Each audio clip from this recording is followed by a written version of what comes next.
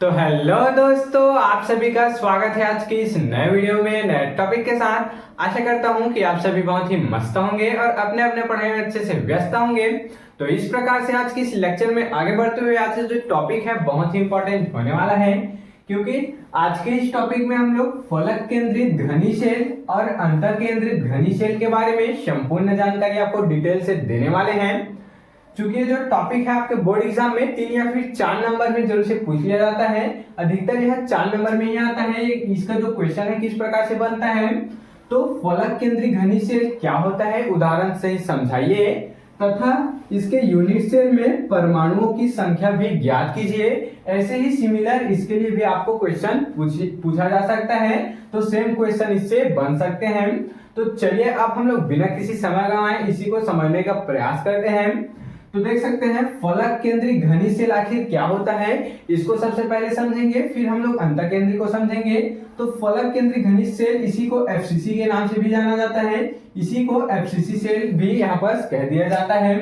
तो चलिए फलक केंद्रीय घनीशेल क्या है। इस प्रकार के क्रिस्टल में घन के 8 कोनों पर एक एक परमाणु, घन के 8 कोनों पर एक एक परमाणु होते हैं, तथा प्रत्येक फलक के बीच में क्या होते हैं, एक एक परमाणु उपस्थित होते हैं। तो क्या बोला गया इसमें फलक केंद्रीय में, इसमें घन के 8 कोनों पर तो जो बिंदु होते हैं अर्थात परमाणु होते हैं, अणु होते हैं, वो उपस्थित होते हैं, तथा इसके प्रत्येक फलक पर भी क्या होते हैं, यहाँ पर उपस्थित रहते हैं। तो यहाँ पर देख सकते हैं हम लोग, यहाँ पर हम लोग एक फलक केंद्रीय घनीशेल बना लेते हैं कुछ इस प्रकार से।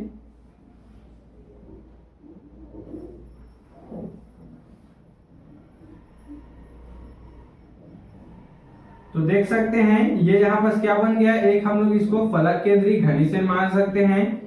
ये क्या है, यहाँ पर एफसीसी है, देख सकते हैं। अब क्या बोला जा रहा है, इसमें क्या बोला जा रहा है, फलक केंद्रीय घनीशेल में 8 कोनों पर 1 2 तीसरा एक चौथा है, इसी प्रकार से नीचे में पहला दूसरा तीसरा चौथा 8 कोनों पर परमाणु तो होते ही हैं, पर इसके अलावा इसके 6 फलकों पर भी क्या होते हैं, परमाणु उपस्थित होते हैं। तो उसी को बोला जा रहा है, एक फलक हो गया, ये दूसरा हो गया, तीसरा, चौथा, पांचवा और ये पीछे वाला क्या हो गया, छठवां हो गया, देख सकते हैं। तो इसको 6 फलक पर क्या पाए जाते हैं, यहाँ पर 6 फलक पर ही इसके परमाणु पाए जाते हैं, देख सकते हैं, उसी को बोला गया है। तो चलिए आगे इसके उदाहरण सहित इसको समझने का प्रयास करते हैं। तो इसमें क्या बोला गया, किसी एक यूनिट सेल के कोनों पर उपस्थित परमाणु कुल 8 यूनिट सेल द्वारा क्या करते हैं, साझा करते हैं। ध्यान देंगे, अभी एक बार इसको ऐसी पढ़कर समझते हैं, उसके बाद आपको प्रैक्टिकल दिखाएंगे।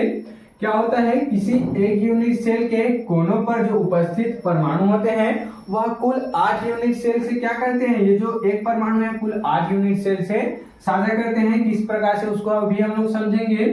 अतः एक यूनिट सेल को प्राप्त होने वाला अंश क्या हो जाएगा, एक के अपॉन में क्या हो जाएगा, यहाँ पर 8 हो जाएगा, देख सकते हैं 1/8 हो जाएगा।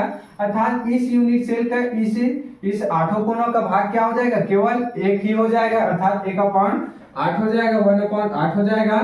तथा एफसीसी में अर्थात फलक केंद्रीय घनीशेल में प्रत्येक फलक पर एक एक क्या होते हैं, परमाणु स्थिर रहते हैं, जिसका 2 यूनिट सेल से क्या होता है, साझा होता है। अतः प्रत्येक को 1 के अपॉन में क्या होता है, 2 अंश यहाँ पर प्राप्त होंगे।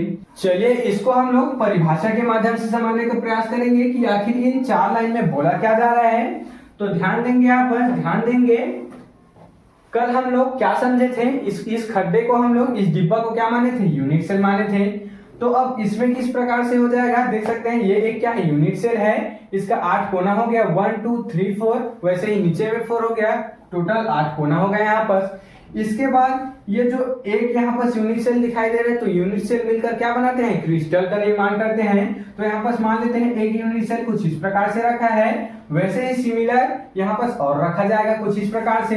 तो ये क्या हो जाएंगे, ये जो यूनिट सेल है, एक यहाँ पर परमाणु उपस्थित है कोने में, वह दोनों का हिस्सा हो जाएगा, क्या हो जाएगा, यहाँ पर दोनों का हिस्सा हो जाएगा। सिमिलर इसी प्रकार से इसके साइड में भी उपस्थित होंगे कुछ इस प्रकार से 2 ठो, और इधर भी उपस्थित होंगे और इधर भी उपस्थित होंगे। तो टोटल 8 यहाँ पर यूनिट सेल का क्या है, एक परमाणु कोना का साझा है, उसी को हम लोग यहाँ पर समझा रहे हैं। क्या है यहाँ पर, ये जो एक यहाँ पर कोना का जो परमाणु है वह टोटल 8 है, यूनिट सेल से साझा करते हैं। तो इस एक यूनिट सेल का भाग क्या हो जाएगा 1.8 हो जाएगा, और 1 का पॉइंट क्या हो जाएगा 8 हो जाएगा। तो उसी को बोला गया है किसी एक यूनिट सेल के कोनों पर उपस्थित परमाणु कुल 8 यूनिट सेल द्वारा क्या करते हैं, साझा करते हैं। देख सकते हैं 8 यूनिट सेल से साझा करते हैं। अभी हम बताएं आपको, अतः क्या होता है, एक यूनिट सेल को प्राप्त होने वाला अंश क्या हो जाएगा 1 के अपॉइंट में 8 हो जाएगा, 1/8 हो जाएगा। उसके बाद एफसीसी अर्थात फलक केंद्री घनी सेल में और क्या होता है, प्रत्येक फलक पर एक एक परमाणु स्थित रहते हैं। देख सकते हैं इसके प्रत्येक फलक पर भी एक एक परमाणु यहाँ पर स्थित रहते हैं, जिनका 2 यूनिट सेल से साझा होता है। कितने यूनिट सेल, 2 यूनिट सेल से साझा होता है। अतः प्रत्येक को 1 के बटे में 2 अंश यहाँ पर प्राप्त होता है। इसमें क्या बोला गया इस लाइन में, ध्यान देंगे देख सकते हैं इसके प्रत्येक फलक पर एक फलक हो गया, दूसरा, तीसरा, चौथा, 5वां हो गया और ये 6वां हो गया। तो क्या हो जाएगा, मान लेते हैं इस फलक पर कोई क्या उपस्थित है, परमाणु उपस्थित है। तो यहाँ पर भी तो उपस्थित होगा कुछ दूसरा यूनिट सेल, तो वह किसका होगा, इसका भी होगा वो परमाणु, और इस यूनिट सेल दोनों का परमाणु होगा। तो उसी को यहाँ पर बोला गया है कि दो यूनिट सेल से साझा करते हैं, जो फलक पर क्या होते हैं, परमाणु उपस्थित होते हैं। तो चलिए अब हम लोग यूनिट सेल में परमाणु की संख्या को ज्ञात कर लेते हैं। तो इसमें परमाणु की संख्या कैसे ज्ञात करेंगे, यहाँ पर जो साझा करते हैं उसको लिख देंगे, कोनों पर जो परमाणु साझा करते हैं तो क्या करते हैं 1.8, और टोटल कोने कितने हैं 8 है, तो इसको 8 से यहाँ पर इंटू कर देंगे। तो इसमें जो कट फिट करके आ जाएगा यहाँ पर 1 आ जाएगा। देख सकते हैं अब इसमें प्लस क्या करेंगे, अब फलक की जो है उसको जोड़ लेंगे। फलक में कितना है 6 फलक है, तो 1 पॉइंट क्या हो जाएगा यहाँ पर 1 पॉइंट यहाँ पर क्या हो जाएगा 2 हो जाएगा। देख सकते हैं क्योंकि जो एक परमाणु है वह 2 ही यूनिट सेल से क्या कर पाते हैं, साझा कर पाते हैं। तो 1.2 हो गया, और फलक की संख्या कितनी है 6 है, तो 6 हो जाएगा। उसके बाद इसको काट देंगे तो क्या आ जाएगा 3 आ जाएगा।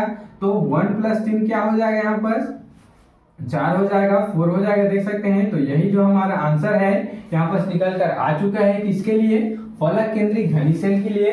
तो हम लिखेंगे यहाँ पर, अतः फलक केंद्रीय घनी सेल में टोटल परमाणु अणु की संख्या क्या होती है 4 होती है, 4 यहाँ पर होती है। चलिए सिमिलर इसी को अब हम लोग इसी प्रकार से इसको समझने का प्रयास करते हैं। अंतः केंद्रित घनी सेल क्या होता है, तो अंतः केंद्रित घनी सेल इसको हम लोग बीसीसी के नाम से भी जानते हैं। इसी को बीसीसी क्या होता है इसके नाम से भी यहाँ पर पूछा जा सकता है, तो आपको कंफ्यूज नहीं होना है। तो चलिए अब हम लोग इसके पहले डायग्राम को समझने का प्रयास करते हैं कि अंतः केंद्रित का डायग्राम किस प्रकार से होता है। देख सकते हैं यहाँ पर छोटा सा एक हम लोग क्या बना लेते हैं, यहाँ पर फिगर आउट कर लेते हैं कुछ इस प्रकार से।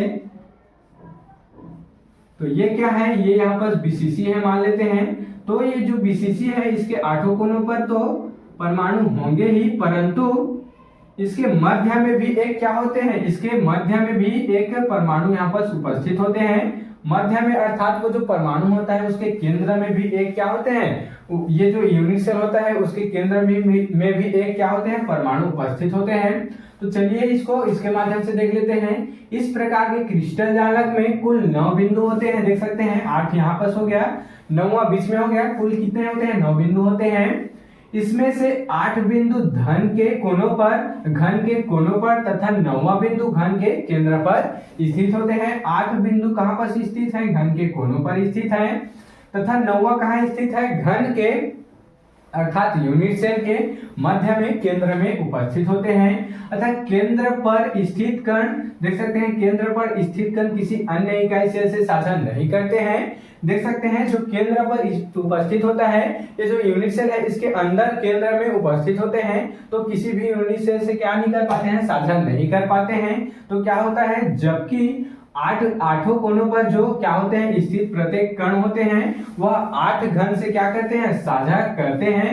8 इकाई सेल से क्या कर पाते हैं, यहाँ पर साझा कर लेते हैं। देख सकते हैं इसमें अभी हम आपको समझाए थे कि ये क्या करते हैं, प्रत्येक जो यहाँ पर क्या है परमाणु है 8 घन सेल से यहाँ पर साझा करते हैं। तो अतः इस प्रकार क्या हो जाएगा, इसका जो यूनिट सेल में परमाणु की संख्या है वो क्या हो जाएगा, यहाँ पर ध्यान देंगे क्या हो जाएगा, प्रत्येक कोना के लिए सबसे पहले 1.8 देख लेते हैं। टोटल 8 से क्या करते हैं, साझा करते हैं, और कोना कितना है 8 है, तो कुछ इस प्रकार से ये कट जाएगा, तो एक आ जाएगा यहाँ पर। अब इसी प्रकार से केंद्र में उपस्थित है तो केंद्र का तो एक ही आ जाएगा क्योंकि वो किसी से साझा नहीं करता है। तो कुल मिलाकर इसका जो आंसर है वहां यह है, यहाँ पर 2 निकल कर आ चुका है। तो अतः इसमें लिखेंगे, अतः अंतः केंद्रीय घनीसेल में परमाणु की संख्या या फिर अणु की संख्या टोटल कितनी होती है, 2 यहाँ पर होती है। तो इस प्रकार से आशा करता हूं कि आपको एफसीसी और बीसीसी क्या है डिटेल में क्लियर हो गया होगा। तो आप इसके स्क्रीनशॉट यहाँ पर ले सकते हैं। तो आशा करता हूं कि आपको ये जो सेशन है, जो लेक्चर है, वह आसानी से समझ में आ गया होगा। तो अगर आपको ये जो सेशन है या जो फलक केंद्रीय घनीसेल और अंतर केंद्रीय घनीसेल समझ में आया होगा तो मेरे चैनल को जल्दी से सब्सक्राइब करके बेल वाले आइकन को दबाकर प्रेस कर लीजिएगा ताकि आपको मेरी ऐसी अच्छे इंफॉर्मेटिव वीडियो की नोटिफिकेशन सबसे पहले आप तक ही पहुंचती रहे और आप 12th फिजिक्स की तैयारी अच्छे इंपॉर्टेंट टॉपिक के साथ कर पाए। तो चलिए फिर मिलते हैं किसी नेक्स्ट वीडियो में नए टॉपिक के साथ। तब तक ले जय हिंद, जय भारत।